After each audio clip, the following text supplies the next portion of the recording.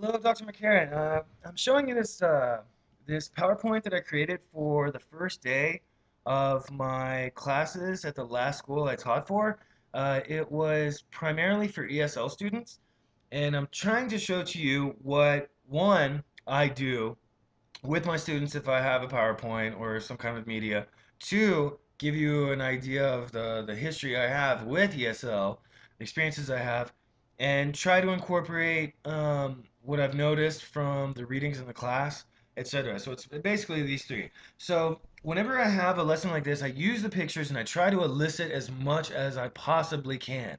So when I do this, I'm focusing on the vocabulary, the grammar, and phraseology. Also, the pronunciation. Sometimes these people know how to read it, but they don't know how to pronounce it. All the while, I definitely spell things out. I'm a visual learner, so I've got the board to write on, and I make very good use of it. So here I tell them a little bit about my family, how my dad's parents were born in New York. They later moved to Houston. Notice the picture includes a Statue of Liberty. So I'm not going to go through every single thing that I would use to elicit, but you can get the general idea. There's so much room for conversation with these pictures. Okay, so I explain, I've got Irish, Italian immigrants. My mother's family came from Germany. I explain to them a little bit more about that. I tell them that here I'm working with morphology.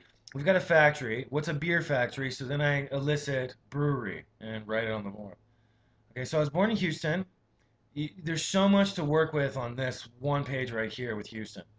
Then I go into the geography. In 1986, my family moved from Houston to Dallas, so they have an idea where Houston, Dallas.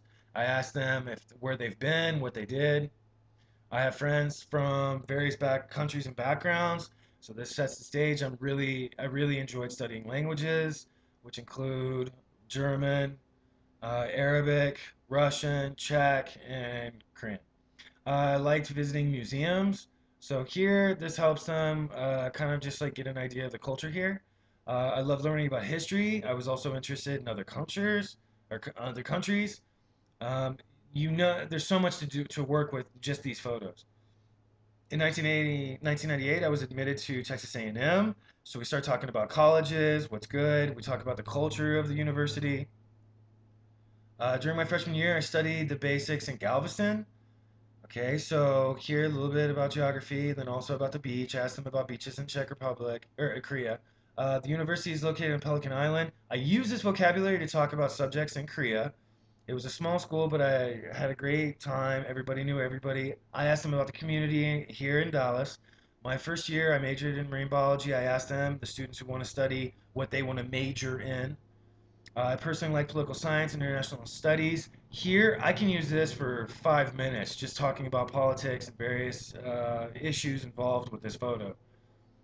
In 2001, my friend paid for me to visit Munich, and I decided I had to travel. In the end, I focused on international relations. I talk about what they see. I asked them to explain it. Before I could finish my bachelor's degree, I had to go to Germany. To get my degree, I had to go to Berlin to study. Ask them if they know anything about Berlin. I developed friendships with many people. I got my TEFL certificate in Prague. A lot of them know Prague because many Koreans actually visit Prague if they go to Europe. When I finished my training course, a small school hired me. Here's my school, right here, this building. This is where I taught English and learned Czech. Although I was committed to teaching, I had no idea what I was doing. So here I try to use some humor and a little like self-effacing to make them feel more comfortable. I also got to visit Amsterdam, Vienna, Budapest, Bratislava, and Krakow. Because I wanted a master's degree, I came back and studied at UT. I had good professors who helped me get a scholarship to study Czech. All these vocabulary words I'm trying to introduce to them. I'm not just talking about myself, and I'm using this for English instruction. I studied Czech at a university and taught English at a private language school. This is when I started working on test prep. I then returned to Austin, studied, taught, and worked. I had a real busy schedule. This is where I started teaching in the United States, ESL. This is House of Tutors, which is located just 2 blocks away from the University of Texas. I decided to take a job teaching at a public high school in Pyeongtaek. I really wanted to work in the public school system because it's a lot different than the private schools. That's where I worked. This is the orientation for Gyeonggi-do, which is a province around Seoul, English program in Korea. This is my girlfriend is Korean. This is who I chased after. This is my high school. I'm using all these pictures to elicit information from the students because they know. I mean, they know this is a high school. They're familiar with what this symbol, and they also know these are rice patties, but they don't know how to say rice patties. This is a KTX, the bullet train. They all know makgeolli, which is a drink. They know what the symbol means, which means money in Korean. Here's my students. Here's me teaching. I'm in the mountains. Here I'm in Cheonan. All my Korean students know what I'm showing them, and I'm using it to basically get them to talk about various subject matters. They know about this creek, it's famous in Seoul. They know what this guy's doing. They know about this place. They know about this place. This is a university where I taught American and British cultural studies to English majors. Um, Pretty interesting place. I asked them about dogs, relationship. I'm sure you've heard about the controversial subject matter with Koreans who sometimes eat dog. Okay, so then I tell them that my parents live in the Middle East, and that's where I'm probably going to end up. Most of them know Dubai, but none of them really know Abu Dhabi. So I try to make this informative. At the same time, I get them to talk. So these is different cultural aspects of Abu Dhabi and Dubai. All the while, I'm asking them to tell me what they see. So this is where I went. I went back from Abu Dhabi, taught another semester in the Czech Republic.